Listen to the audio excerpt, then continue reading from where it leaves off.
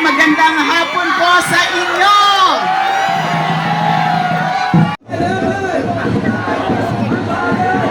Sabi rin po ng mga kasabi natin, buksan ang paglilitis, huwag isa o one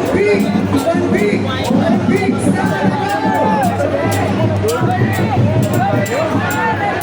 Ang tao, ang bayan, tuloy-tuloy ang laban, karapatan ng mamamayan, ipaglaban! Makibaka! Huwag matakot! Convict! Convict! Convict sa Lanao! Ang tao! Ang bayan! Ngayon ay lumalaban! Narito po ang mga kababayan po natin mula sa iba't ibang sektor ng lipunan sa harap mismo ng Senado ng reaksyonaryong gobyerno ng Pilipinas. Ang ating panawagan, convict! Convict! Convict sa Lanao! Convict! Convict! Convict sa Lanao! Karapatan ng mamamayan! Sabi ng mga kasama natin sa Panday Sining PUP, saan mo siya dadalhin? E di sa impeachment! Convict! Convict! Convict sa Lanao! Convict! Convict! Convict sa Lanao! Convict! Convict! Convict sa Lanao! Convict! Convict! Convict sa Lanao! Marcos Singili Duterte panagutin, Sara Letici Dinastia buwagin, sabi ng mga kasama natin sa Spark. Convict! Convict! Convict sa Lanao! Convict! Convict! Convict sa Lanao! Kabataan labanan ng korupsyon. Bitbit ni Attorney Rene Go ng Kabataan Party. Magandang hapon po sa inyo! Okay pa ba kayo? Kayong lahat dito, mga iba-ibang grupo, iba-ibang mga sektor, lalo na yung mga kabataan, yung mga estudyante, at yung iba pang mga grupo dito, magandang hapon po sa inyong lahat. Dismayado tayo. Hindi lang tayo dismayado, galit na rin tayo. Diba? Galit na ba kayo? Kasi ako galit na. Dahil nga po sa naging kilos nila nung mga nakaraang buwan o linggo. Diba? Yung mga nakita nating pagkikilos nila. Natawag na sila ng iba-ibang pangalan ng ilan sa mga senador. Ang mga tawag sa kanila ngayon, mga duwag, tuta, hugas kamay, protektor ng makapangyarihan. At sa ginawa nila kagabi, yung ginawa nung 18 sa kanila, na ibinalik yung complaint at articles of impeachment sa House of Representatives na isang paglabag, malaking paglabag sa ating konstitusyon. Hindi yang sang-ayon sa konstitusyon, hindi yang sang-ayon sa rules of impeachment. Dahil ho sa ginawa nilang yon, pwede pa rin ho tayo, meron pa ho tayo pwedeng itawag sa kanila. Mga sobrang kapal ng mukha. Mga naghahari-harian. Mga walang hiya. Di man nila nagawa na magkunwari o magpanggap. Harap-harapan ay pinamukha sa atin kung sino talaga ang kanilang pinaglilingkuran o sino ang linilingkuran nila. Hindi ang ating konstitusyon, hindi ang hustisya, hindi ang ating mga patakaran, hindi yung mga mamamayang nagluklok sa kanilang pwesto. Ang kanilang boss, hindi ang taong bayan, kundi ang sarili nilang interes at kapwa nila nilang mga ganid at uhaw sa kapangyarihan. Nakita na natin ito, napanood na natin ang ganitong eksena. Diba? At alam natin na kung hindi sila, kung hindi tayo mag-iingay, kung hindi tayo magtitindig, ang mangyayari po yan, ang mangyayari niyan ay magtatagumpay ang kawalanghiyaan at kabalustugan sa ating gobyerno. Diba? Kasi tingnan po natin ang mga nangyayari. Paisa-isang hakbang, paisa-isang kilos nila. Mga kawalanghiyaan, mga delaying tactics, dilatory tactics na alam nila ng kanilang pinakatrabaho lang ay simulan na yung paglilitis at pakinggan ng ebidensya pagkatapos hatulan yung opisyal na na-impeach na si VP Sara. Diba? Hindi tayo papayag na ganyan na lang ang mangyayari. Sa mga pagkukunwari nila na hindi naman talaga sila nang kukunwari, nalantaran na po ang kanilang kawalanghiyaan sa ating konstitusyon. Kailangan ho tayong magbantay, bantayan pa ho natin sila. Wag ho natin sila bigyan ng pahinga hanggat hindi nila ginagawa ang tama. Litisin na! Kasi alam niyo, kinakabahan na naman ako dyan sa ginagawa nila. So kunwari, riniriman yung kaso, riniriman yung complaint, riniriman yung articles of impeachment. Anong mangyayari kung halimbawa yung prosecution panel ay hindi yan susundin? Kasi sa paniniwala nila, yung articles of impeachment na mismo yung certification. Kasi di ba kunwari humihingi pa sila ng certification galing sa House of Representatives na hindi daw nila linabag yung konstitusyon? Anong klaseng utos yan? Yun na mismong articles of impeachment ang certification. The very fact that they transmitted the articles of impeachment to the Senate, that means that they believe and they are certifying, that they are attesting to the fact that everything that they did was in conformity with the Constitution. Meron yung tinatawag na presumption of constitutionality and presumption of regularity. Linalabag nila yan. Tsaka isipin din po natin na yung House of Representatives and the Senate are co-equal bodies, co-equal institution. Hindi na po natin tinatawag na upper house or upper chamber ang Senado. Hindi na rin po natin tinatawag na lower house or chamber yung House of Representatives. Kasi sila nga ang Kongreso.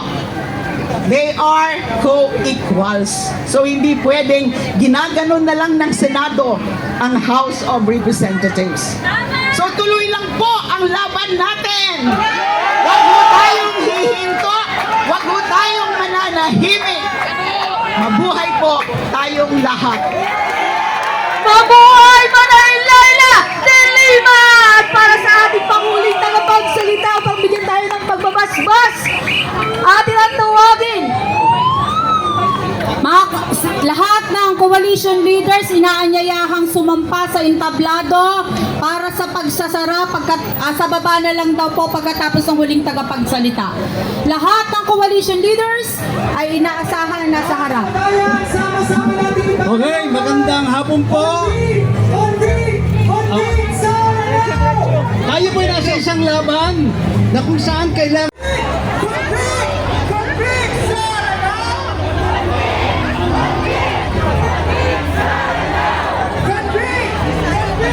Convict Sara now!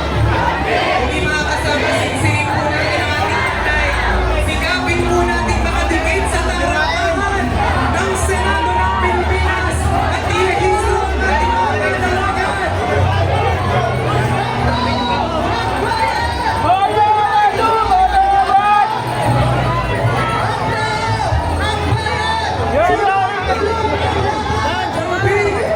Convict Sara now!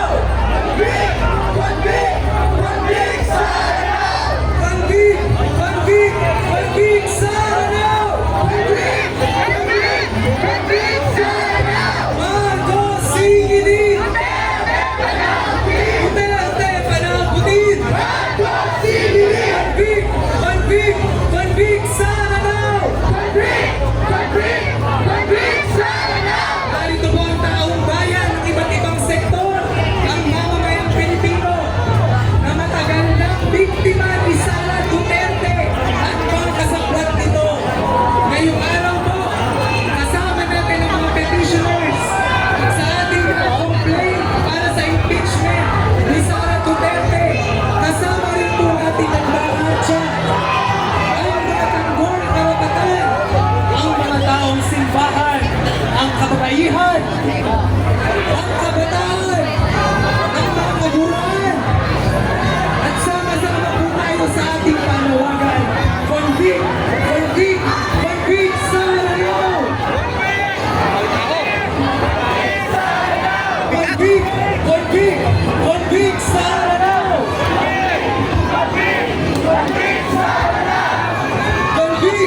Convict Sara now! Convict Sara now! Convict Sara now! Mga kababayan, kahapon hanggang kagabi, malinaw ang ginawa ng Senado. Ginawa nila ang lahat ng paraan upang tigilan ang kahinagutan ni Sara Duterte. Sa halip na itulong ang ligtatas, ang paglilitis, ang pagkahatol kay Sara Duterte. Ulihan o ang pagbabalik na impeachment article sa House ay isang maniobra upang subukang pahinain ng laban ng bayan. Isang desperadong hakbang upang burahin ang tagumpay ng mamamayan sa pagpapatuloy ng impeachment. Kaya ngayon po, itaas po natin ang ating mga panawagan. Sinsinin po natin ang ating pangalan. Swak na swak, tamang-tama po ang mga bitbit nating panawagan.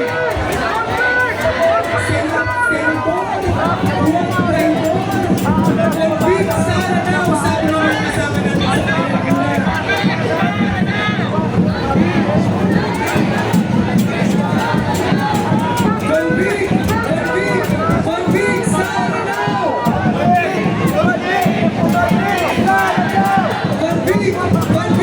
Convict Sara now! Convict Sara now! Ang mga kasama po natin saan? Malinaw! No compromise! Convict Sara Duterte now! Convict Sara now! At paglilitis, paghahatol kay Sara Duterte sa pangunguna po ng mga magsasaka, mga manggagawa, mga taong simbahan, tanggol karapatan, manggagawang pangkalusugan, mga kabataan, kababaihan, LGBTQIA+, mga katutubo, pangsamoro, at iba't ibang sektor sa ating lipunan. Ang ating panawagan, convict Sara now! Ngayong araw, ika-11 ng Hunyo muling pagbabalik ng taong bayan sa harap ng Senado ng Pilipinas. Sama-sama po tayong tumungo sa gate ng Senado. Bilisan po natin mga kasama. Sama-sama po natin kalampatin. Ang impeachment complaint na yan ay hindi lang po gawa-gawa ng kung sino-sino. Ang impeachment complaint na yan ay nakabase sa mga papeles na inimbestigahan ng Kongreso na lumalabas na may kung ano-ano mga pangalan. Mary Grace Piato, Marian Rivera, meron pa raw Jose Jocno Jr. At ngayon, sasabihin ko na sa inyo hindi ako yon, hindi minsan ako tumanggap dyan sa mga buwisit na confidential funds na yan. Dapat yun ang kailangan natin tutukan.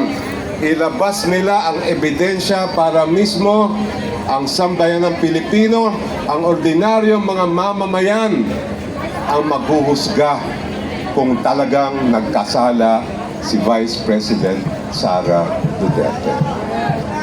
But alam nyo, all is not lost. Kasi dapat, bigyan din natin pugay yung Fantastic Five. Diba? Yung 5 senador, 3 sa kanila ay senadora na bumoto laban sa pag-remand ng impeachment articles. At para hindi tayo magkamali, unang-una, syempre, at proud na proud ako sabihin, kasama ko siya sa akbayan. Palakpakan naman natin si Senadora Risa Ontiveros! Susunod naman si Senator Grace Poe, Senator Nancy Binay, Senator Sherwin Gatchalian, at si Senate Minority Leader Coco Pimentel. Kailangan po, kahit pagod na tayo, kailangan tuloy-tuloy yung pagsisigaw natin dyan sa gusali na yan. Sundin nyo ang konstitusyon ngayon. Sundin nyo ang utos ng bayan. Maraming salamat po. Dito sa Senado, anong gagawin? Trial! Hindi remand, hindi dismiss. Anong ibig sabihin ng trial? At ano yung iniintay ng sambayan ng Pilipino? Walang iba kung hindi yung pagpepresenta ng ebidensya, yung pag-aain ng mga exhibits, at pagko-cross-examine ng mga testigo. Bakit hanggang ngayon ay hindi pa nila ginagawa yan? It does not take even a grade 5 schooler na basahin yung konstitusyon at makikita niya agad doon magkaroon ng trial sa impeachment ni VP Sara Duterte ngayon at ngayon din. Alam nyo, sa ingay, sa lahat ng mga gulo na nangyayari ngayon, maraming nakakalimot kung saan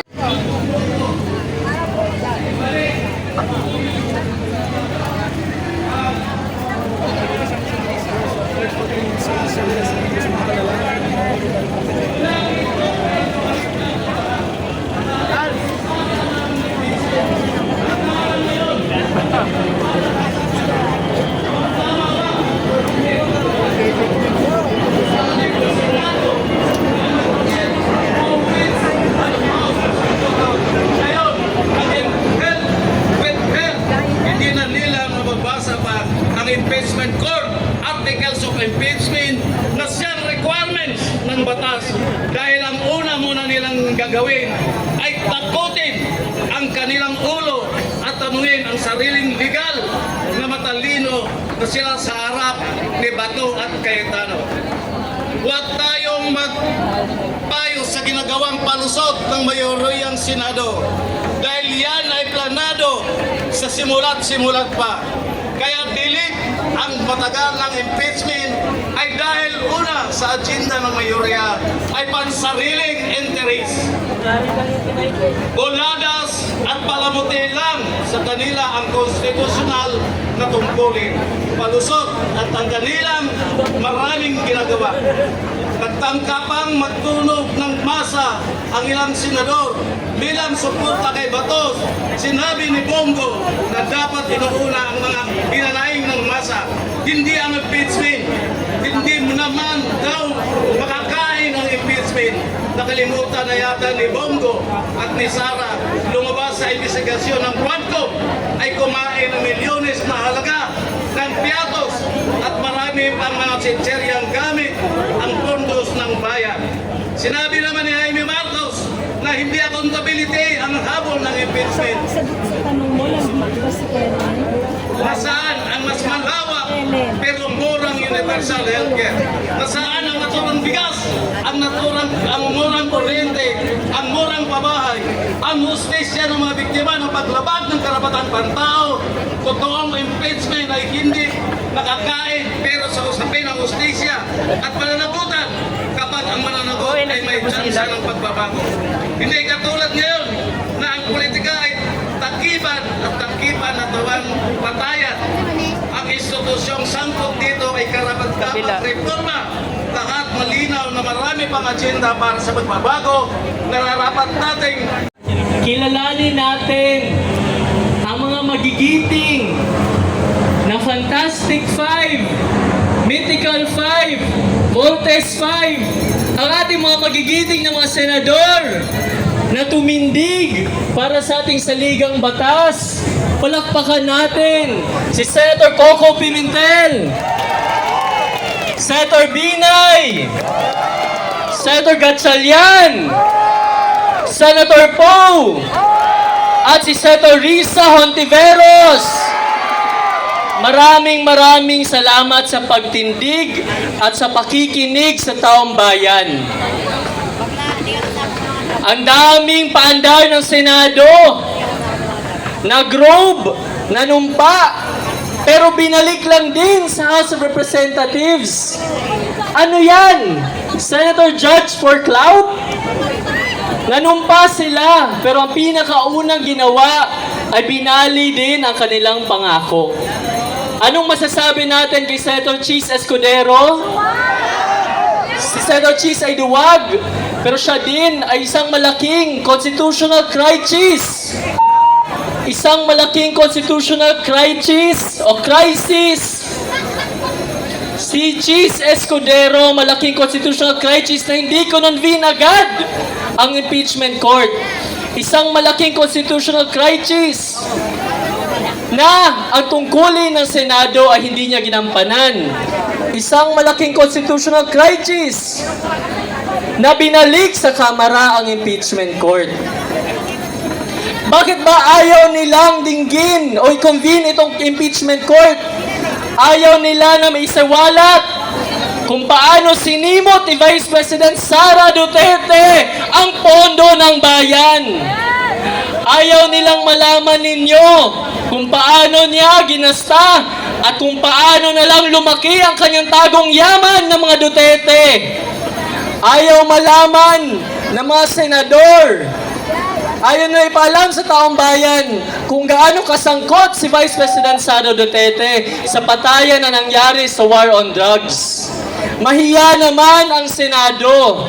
Ang gusto ng taong bayan, i-convict at i-evict na ang iyabab na si Vice President Sara Duterte. Huwag nating kalimutan, natatakot sila sa atin. Natatakot sila sa ating kapangyarihan. Wala sa plenaryo ng Senado ang kapangyarihan, nasa taong bayan. At ang gusto ng taong bayan ay sundin ang saligang batas. Kaya ang panawagan natin ngayon, litisin, litisin. Litisin, litisin. Maraming salamat at mag-ingay mga kasama.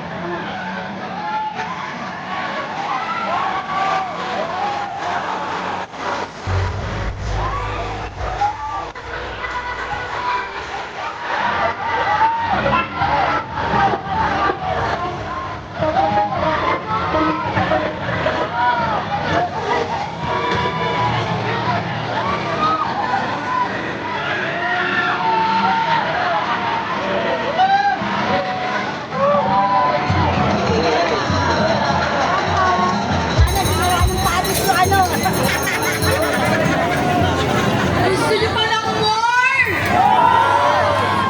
Siyempre, meron pang more! Atin ang tawagin muli ang Harong Queen!